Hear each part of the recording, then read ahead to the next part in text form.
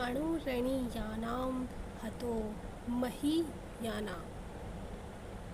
आत्मा अणु से भी सूक्ष्म है और बड़े से भी बड़ा है। The self is smaller than an atom and greater than the great.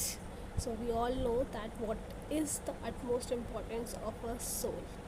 So always endeavor to adorn our soul, our spirit. Okay, so with this note, let us start doing some of the questions from JEE Advanced. So we will be solving the questions along with the concepts here. Okay, now we have given two sets. S is given to us 0 to 1, then 1 to 2, union 3 to 4. Okay, and T is a set 0, 1, 2, 3. Now let's see the first option. ठीक है, there are infinitely many function from S to T. Okay, S to T करना है. Now अब आप देखो कि जो S है उसके पास हमारे पास देखो 1, 2, 3, 3.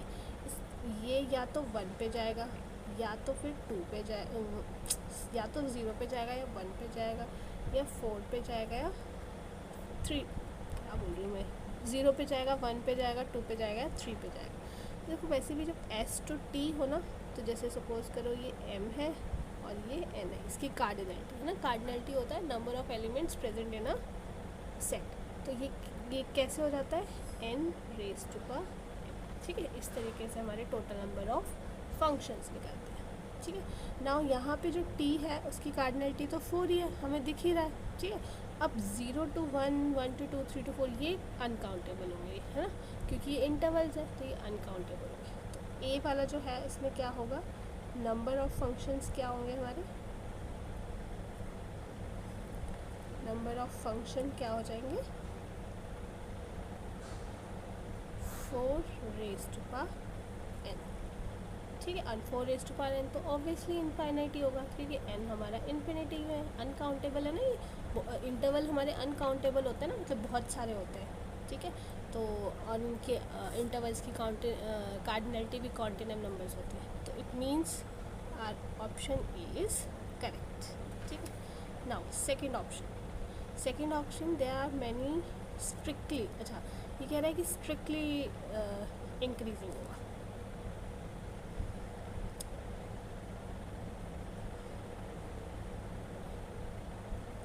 नाउ अब ऑप्शन बी के लिए अगर हमारा ग्रेटेस्ट फंक्शन हो गया तो, ठीक है, अगर इस तरीके से फंक्शन हो गया तो फिर क्या करेंगे. ठीक है, इस तरह ग्रेटेस्ट इंटीजर फंक्शन हो गया तो ऐसा तो नहीं हो सकता, क्योंकि हमें पता है 1 तो इसमें इंक्लूडेड नहीं है ना, ओपन ब्रैकेट है, और 2 भी इंक्लूड, 2 और 3 तो कोई है ही नहीं बीच में इंटरवल. ठीक है, तो हमारे पास क्या है, यहाँ पे हमारा स्ट्रिक्टली इंक्रीजिंग नहीं आ रहा है, क्योंकि देखो 0 से 1 तक देख रहे हैं तो हो सकता है कि हमारा 0 से 1 जो है हमारा डोमेन वो 1 ही रेंज दे रहा हो हमेशा. तो चाहे आप 0.5 डालो, 0.7 डालो, 0.8 डालो, यहाँ पे 1 ही आता है. तो ये ज़रूरी नहीं है कि ये इंक्रीजिंग फंक्शन होगा. तो हमारा सेकंड ऑप्शन इनकरेक्ट होगा. Now third function. ठीक है, अब हमारा जो थर्ड फंक्शन क्या बोल रहा है, एक नोट कर लीजिए बात, for continuous function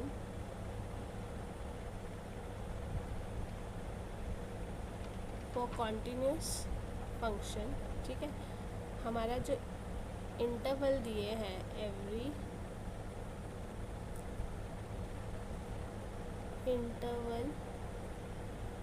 interval has 4 choices, 4 choices है ना. तो इसका मतलब नंबर ऑफ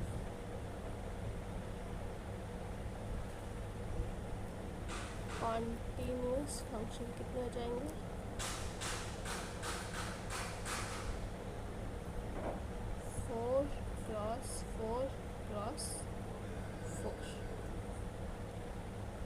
64 होंगे मैक्स टू मैक्स, है ना, या तो इसके पास 4 इसके पास 4, तो मैक्स टू मैक्स 164 होंगे। यहाँ बोला एट मोस्ट 120, मतलब 120 से ज़्यादा नहीं होंगे, which is very much correct, 120 से ज़्यादा नहीं होंगे, तो इट मीन्स थर्ड ऑप्शन भी करेक्ट आ गया, ठीक है।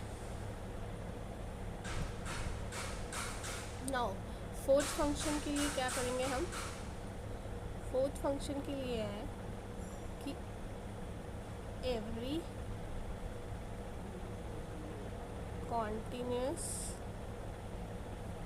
function is piecewise constant function. Piecewise है क्योंकि एक वो दिया है हमारे पास, कांस्टेंट दिया है, ठीक है, या तो 0 आएगा या 2 आएगा या 3 आएगा या 1 आएगा।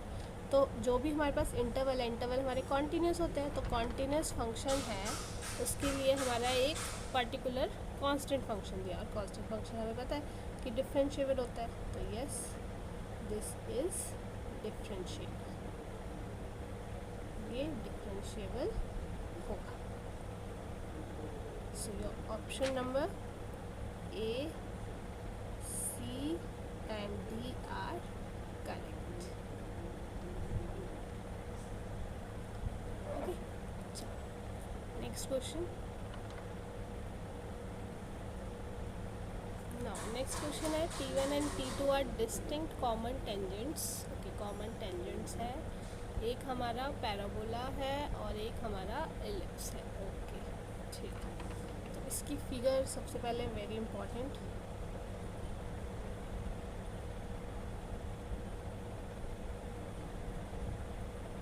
ये हमारा एलिप्स बना है, ठीक है,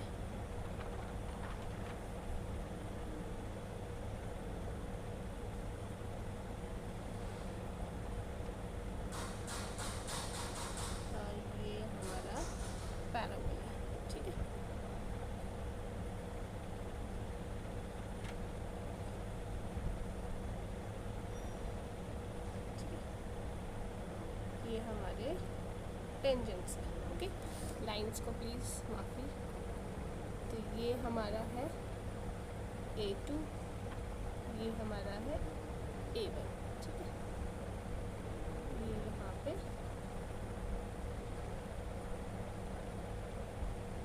M,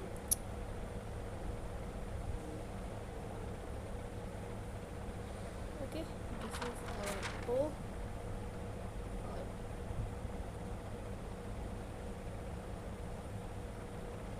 से पास होना चाहिए ना, ऐसे से शिट, फिर से पैराबोला बना लेते हैं, ये मेरा पैराबोला, सॉरी डायग्राम्स में थोड़ा, ठीक है, नाउ इट्स ओके। ना ये मेरा A4 है,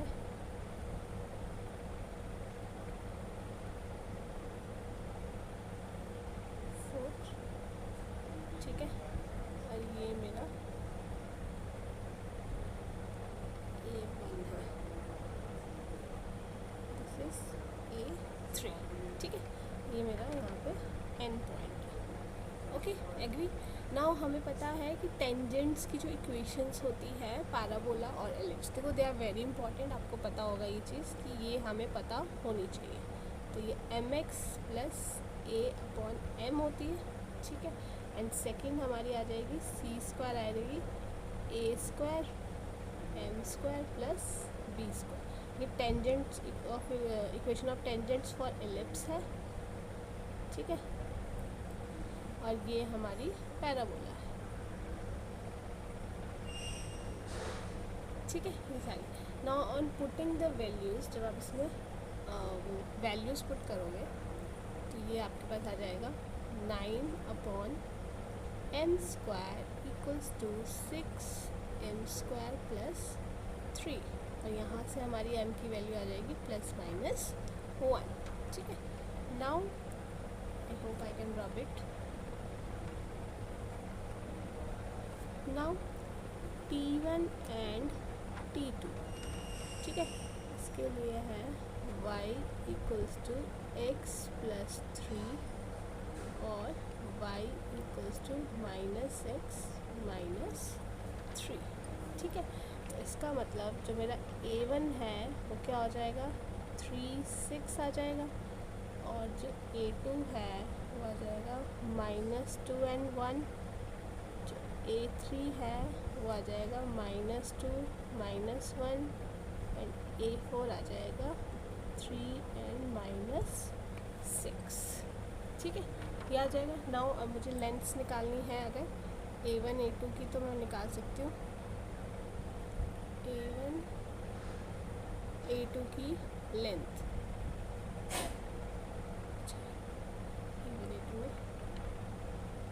a1 एंड a4 जो 12 आ जाएगा डिस्टेंस फार्मूला से, a2 एंड a3 है वो मेरा आ जाएगा 2।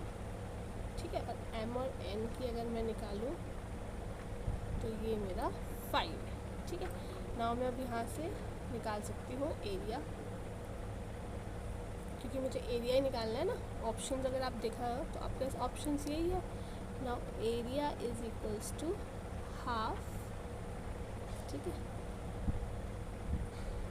ये देखो कैसे है से ये चीज़। ठीक है, हाफ इंटू अब सम ऑफ दिस इसको सम ऑफ नॉन पैरेलल साइड्स। ठीक है, तो वो आपका आ जाएगा,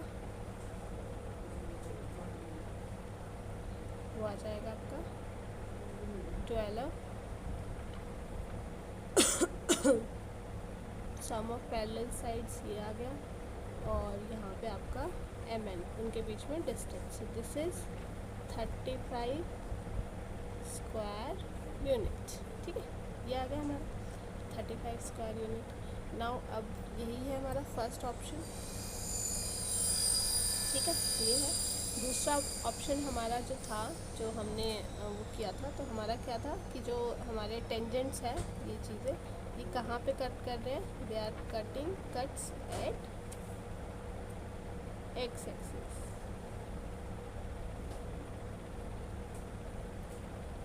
-3 0।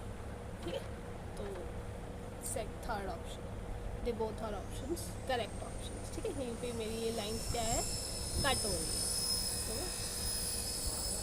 ओके नाइस, चलो अब हम करते हैं नेक्स्ट क्वेश्चन।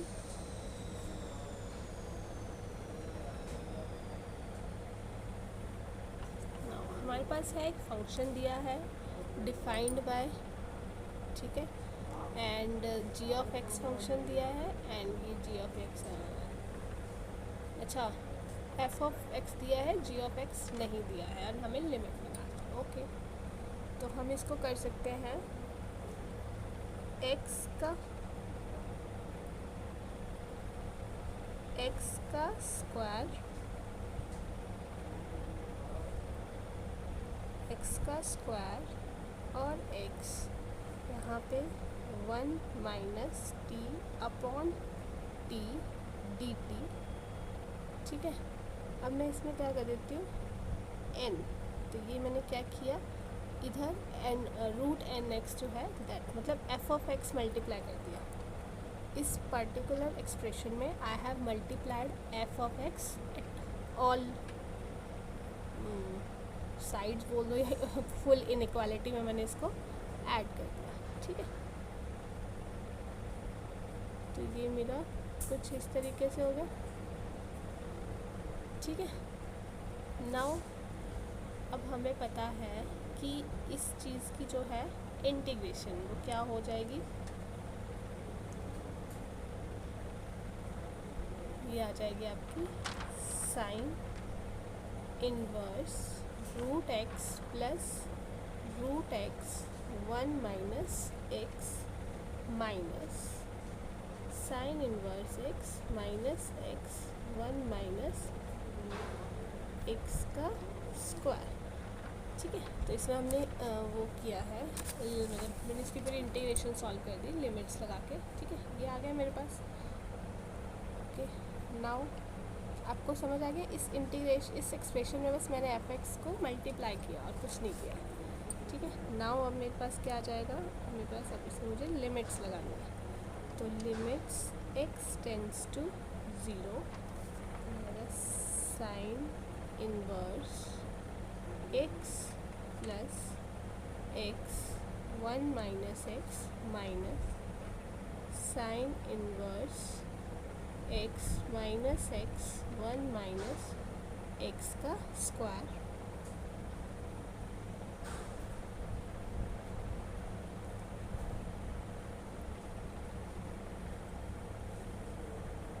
ठीक है, ये F of X G of X आ जाएगा, इस तरफ root 2x upon root X आ जाएगा। ठीक है, जो हमारे पास एक्सप्रेशन आया था इंटीग्रेशन से करके, उससे ही हमने ये चीज़ है ना, जो हमने डिफ्रेंशिएशन की थी ना, सॉरी इंटीग्रेशन की थी ना हमने, वन इस चीज़ की, इसकी हमने इंटीग्रेशन की थी। तो उसके बाद से जो हमारे पास एक्सप्रेशन आया है वो ये एक्सप्रेशन लिखा है हमने। ठीक है, और हमने रूट एक्स से उसको डिवाइड कर दिया है बोथ साइड्स पे, बस और कुछ नहीं किया। नाउ यूजिंग ज़ीरोज़, अब ज़ीरो अप्लाई करोगे तो क्या हो जाएगा, वो 0/0 टर्म आ रही है, तो यहाँ पे हमें एल हॉपिटल निकालना है। जब आप इस टर्म में एल हॉपिटल निकालोगे, ठीक है, देन इट विल बी 2